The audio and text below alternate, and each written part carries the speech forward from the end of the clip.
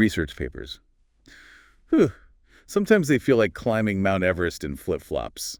You know what I mean? I think we've all been there, feeling lost, Yep. overwhelmed. But honestly, there's a way to make it less intimidating.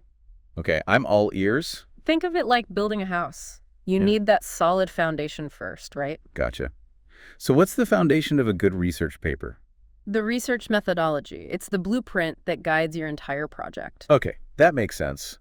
But there are so many different approaches. How do you even choose the right one? It all boils down to your research question. What are you trying to find out? If you're exploring people's feelings about something, say their experiences with online learning. That sounds like you're diving into their personal stories and perspectives. Exactly. That's qualitative research. Think interviews, focus groups, really digging deep into those individual experiences. Okay, so what if I want to know how online learning is impacting student performance across the board? Then you're talking numbers, stats, hard data. That's where quantitative research comes in. You'd use surveys, experiments, anything that gives you quantifiable results. So it's about picking the right tool for the job. Qualitative for deeper understanding, quantitative for measuring and analyzing. Right on. But here's the catch. It's not enough just to pick a method. You have to justify your choice. Oh, so explain why it's the best fit for your specific research question. Exactly. Think of it as convincing a jury. You need that strong evidence to support your case. Okay, makes sense. So we've got our blueprint, our methodology. What's the next step in building our research house? Sampling. It's about choosing who or what you're going to study. So like picking the right ingredients for a cake. You can't just throw in whatever you find in the pantry. That's a great analogy. You need the right mix to make the recipe work. In research, sampling is about making sure your participants accurately represent the larger population you're interested in. Okay, so if I'm studying college students, I can't just interview my friends. I need a broader representation, right? Right. And there are different ways to select those participants. One way is called probability sampling. Probability. Sounds a bit mathy. It's all about giving everyone an equal chance of being selected. Think of it like drawing names out of a hat. So it's random but fair. Everyone has a shot. What about non-probability sampling then? That's when you might select participants based on specific criteria or convenience. That sounds a bit trickier, like it could introduce bias. It can, and you have to be mindful of that. You're targeting specific characteristics, and that might not always give you a representative picture of the whole population. Okay, so choosing the right sampling method is key to getting reliable results. It's all about finding the best fit for your research question. Exactly. And once you've got your sample sorted, you're ready to start gathering your data. That's where things really start to get interesting. Data collection. That's where the rubber meets the road. Time to put on our detective hats and start digging for clues. I like that. And just like with methodology and sampling, how you collect that data depends on your chosen approach. So qualitative research might involve in-depth interviews, observations, even analyzing existing documents or texts. Exactly. You're looking for rich, detailed information that can provide insights into those individual experiences. Gotcha. And on the quantitative side, it's all about those hard numbers, surveys, experiments, anything that lets you crunch the data and look for patterns. You got it. And no matter which approach you choose, reliability is key. Makes sense. You want to make sure your research is built on solid ground. We've chosen our approach, carefully selected our sample, and gathered all this valuable data. Now what? Now comes the exciting part, data analysis.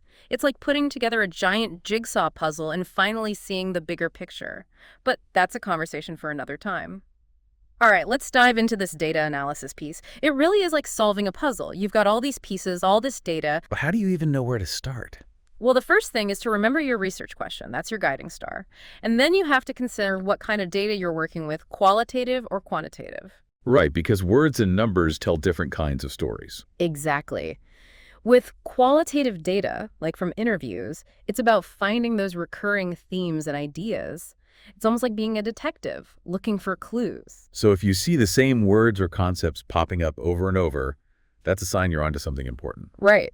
And you'd use techniques like thematic analysis to really dig into those patterns. Now, with quantitative data, think numbers from surveys or experiments, it's more about statistical analysis. You're looking for trends and relationships between variables. So that's where the number crunching comes in. Exactly. And thankfully, we've got software to help us with that these days. It can sift through mountains of data and find those hidden patterns. That's a lifesaver. Yeah. But once you've analyzed the data, How do you actually present those findings? Well, that's where things get really interesting. You've got to tell a story with your data, make it engaging and easy to understand. So it's not just about spitting out numbers or quotes. It's about crafting a narrative that brings it all together. You got it. And visuals can be really helpful here. A graph or a chart can often communicate a complex idea much more effectively than a paragraph of text. Makes sense. It's about making those insights pop. Yeah. Right. So any tips for presenting our findings clearly? What should we keep in mind? Well, first and foremost, clarity is key. Think about your audience and present your analysis in a logical, step-by-step way. Lead them through your thought process. So it's almost like taking them on a guided tour of your research. Perfect analogy. And always, always connect your findings back to that original research question. Right, because that's the whole point of the study. But what about those times when you get bogged down in the details? It's easy to overwhelm the reader, isn't it? Absolutely. One of the biggest pitfalls is getting too caught up in the weeds. Remember, less is often more. Highlight the most important findings, the ones that really answer that research question, and keep it concise. Okay, so focus on the big picture and avoid information overload. Good advice. What about jargon? Is it ever okay to use technical terms? It depends on your audience. If you're writing for fellow experts, some jargon might be unavoidable. But if you're aiming for a broader audience, you got to break it down. Explain those terms, make it accessible. Right, we want people to understand and actually enjoy reading our research. Speaking of making it enjoyable, any other tips for presenting findings in a more engaging way? Don't be afraid to get creative. Think about using storytelling techniques, real-world examples, maybe even a touch of humor if it's appropriate. So make it human, relatable. Connect with the reader on an emotional level. Exactly, because at the end of the day, research is about sharing knowledge and making a difference. But before we get too carried away with the storytelling, let's not forget about one crucial aspect: ethics. Ethics. Oh, right. That's a big one. We can't just go around collecting data and sharing people's personal stories without considering the ethical implications. Absolutely. And one of the most important ethical principles is informed consent. Your participants need to understand what they're getting into, what the research is about, and how their data will be used. So it's about respecting their autonomy, giving them the power to choose whether or not to participate. Exactly. And once they've agreed, you have a responsibility to protect their privacy. That means ensuring confidentiality.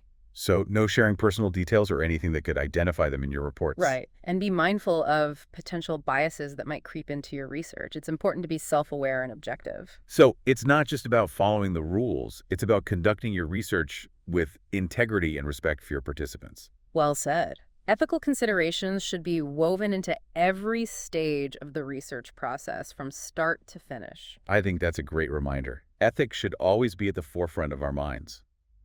Now, we've covered data analysis and ethics, two crucial pieces of the puzzle. Ready to move on to the final stage, crafting that powerful conclusion. It's like the grand finale of our research paper symphony.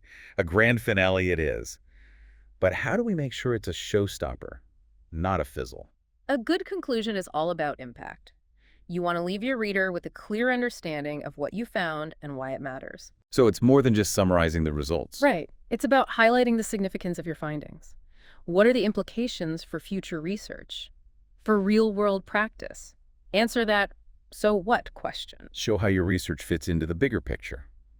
Makes sense. And don't forget to address the limitations of your study. Every research project has its boundaries. Being upfront about those limitations, that actually strengthens your credibility, right? Absolutely. It shows you've thought critically about your work, and it paves the way for future research to build on what you've done. So wrap things up honestly, point towards what's still to be explored, and then what? How do we end with a bang? End on a strong note. A memorable takeaway message, a thought-provoking question, maybe even a call to action. So leave them thinking, wanting to learn more. Exactly. The conclusion is your chance to make a lasting impression.